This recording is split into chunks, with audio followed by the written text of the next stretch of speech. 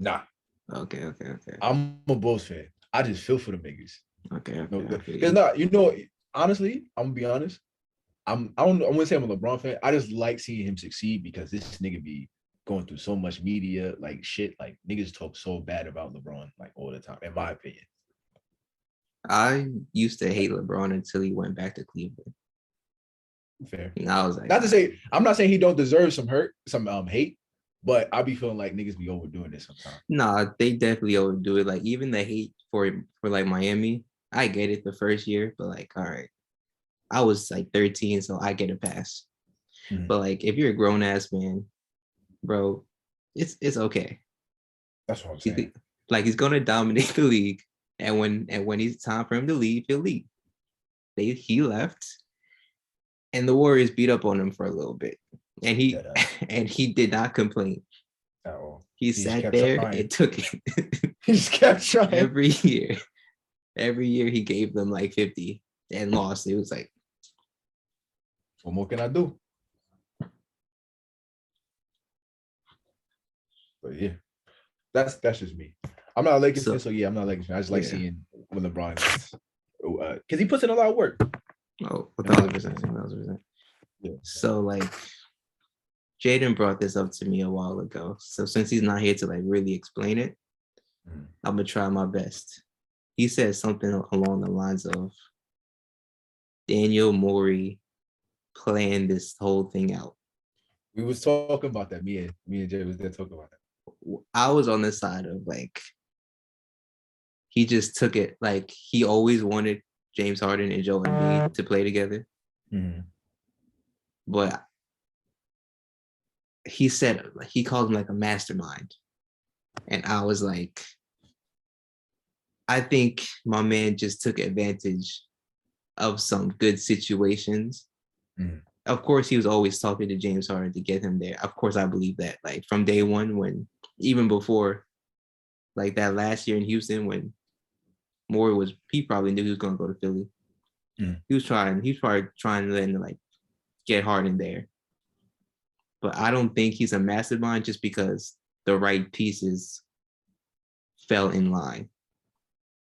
Fair. If you That's know fair what I'm enough. saying. Right. I say the reason I say he's a mastermind, I feel like he was in Harden's ear the whole time. I feel like both of them. I feel like they were all really cool. Daryl Morey and James were really cool with each other.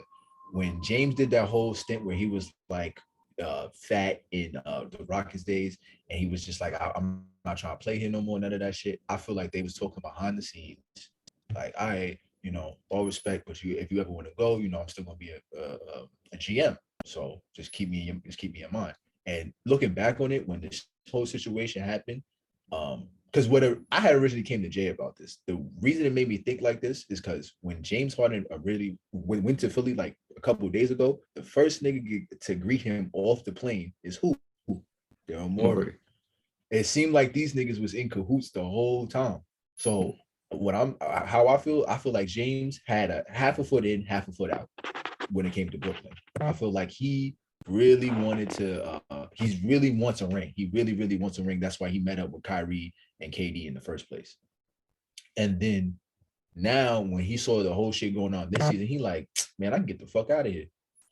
I can go with my OGM, and they got a good team in Philly, anyways. So his Daryl Morey up, and he's like, of course. But I feel like Daryl Morey always made sure to let James know, like, yo, like I'm here for you. Like, if you need somewhere else to go, like we got a good team here, we try to win, all that shit. I knew they was like in cahoots the way the way Morey hugged Harden. It was a Dead little ass. bit it was a little bit too hard. It was like I miss you, son. No, like not even that. Like nigga, we talk. Like I'm happy to see you in person. Oh, they like, yo, we did it. That's yeah. That's what made me think like something else going on. Like these niggas know. It's just that my fault. I'm trying to get Now you JD in good. here. You good. You good. We didn't bear it. But nah, I feel like yeah. I see where you're coming from, but I don't know. I feel like that everything just went a little too well, if you get what I mean. It's Like just that nigga, like everybody kept saying like why is he waiting to keep Ben Simmons? Why? And then all of a sudden, now we out of nowhere we hearing James Harden's talking. I'm like, wait, what the fuck? Like, this is really gonna happen? It's just that I see that y'all are saying like he's a mastermind. Like maybe he did plan all this, but like I just feel like there's too many variables in this equation that like. But that's what makes me think it is some shit. So many variables that it still worked out this good. Like, what the fuck? The trade was really solid, in my opinion. Oh, the trade was amazing. Like both sides, I feel like one great, and I'm just like, damn. Like, I won't say that though, because the Nets got Drummond, Seth, and Ben, and draft picks. Like Philly got Harden, which is amazing. Like that's like a pickup for like. No, they got Paul Mills. I don't know. Paul Millsap kind of. Nah. Everybody say that. And he might come back. Just he might come a good off the bench piece. Yeah, he might come back, but like they lost a lot for Harden, and the Nets got exactly what they need to win a championship. Exactly what they needed a big man, they got him. They needed another shooter, they got him. They needed a future for when KD and Kyrie leave, they got picks. So they both won, but like the Nets won a little bit more. My whole thing is Morey kind of just, is genius to take advantage of a situation, because there was no telling Ben was going to be like this. No, you're right, for sure. Like did he throw fuel on the fire? 100%. He was probably like, I'm not giving this nigga Ben shit. I don't give a fuck what you say. I'm doing me. I'm getting Harden. Go cry. Mm-hmm. But all that needs to happen. All that happens because Ben doesn't make a layup. Doesn't take a layup. True. So if he takes that layup, this whole thing could be different. Of course, he would still try to get Harden, but I just feel like he just took advantage of a really good situation. Yeah, that's fair enough. Because Philly wasn't gonna let that shit slide. Yeah, especially because they're trying to make a push. They were the season where they lost to the Raptors. They had Jimmy Butler. They literally could have been in the finals. Literally, they should have been in the finals. They should have won. Right. Then, what happened the season after that?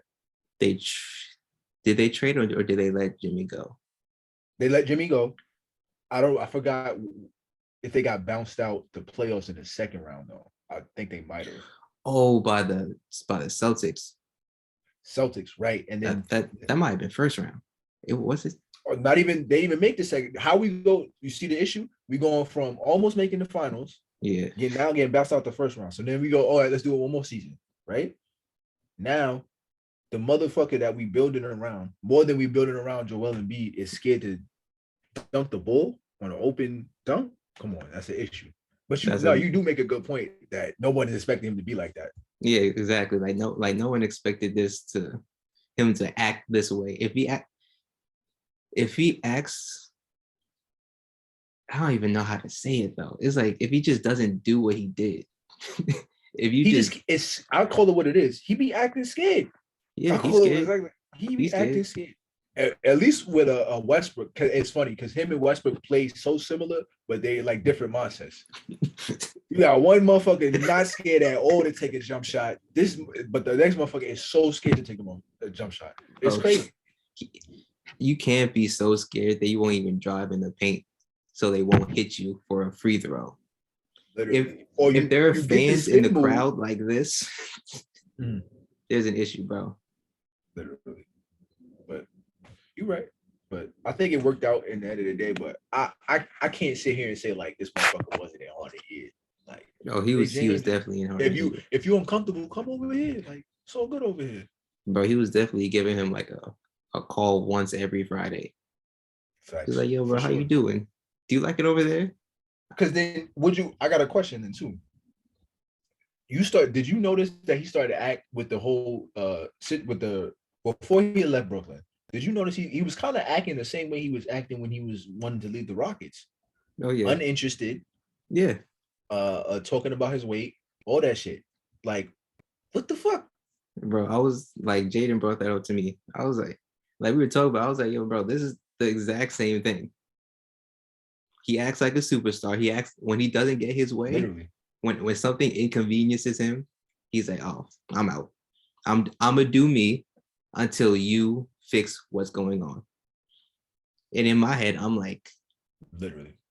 And then they said, if you don't fix this shit, I'm gonna leave. That's crazy. Exactly. And Jada brought it back to even OKC. They traded him, and like, I'm not sure. I don't remember the details of that, but when he brought it up, I was like, yeah, I mean, that was probably a different situation, but he was probably acting. It was probably the beginning of him realizing, like, yo, I'm that guy, and I'm gonna act like that guy. Yeah. But in all fairness to OKC, he basically, if I'm remembering correctly, he had wanted more money because it was his contract year when they had lost in the finals. OKC said, "What did you do in the finals? That's also fair. When we needed you. Why do you deserve that type of money?" And that's I ain't gonna lie, that's a fair statement to say because they thinking about the whole roster at the end of the day. So it was a fair decision. That is a different situation. Yeah. I think it worked out in the end, sort of, but no. What can you do? Wait for OKC. But I mean, they had a little. I don't know for somebody because nobody really won, but it did not. Everybody got a different career. Everybody grew in the career. No, the team. I'm talking about the players. Fuck the team. Oh yeah. Okay. I was about to say them niggas had some Hall of Famers. Yeah, nah. I was thinking more for James because it worked out for him because he went to the Rockets, did his thing, and then made a name for himself. It definitely worked out for everyone but OKC and Westbrook. Whew. Yeah. Rough times. It is rough time.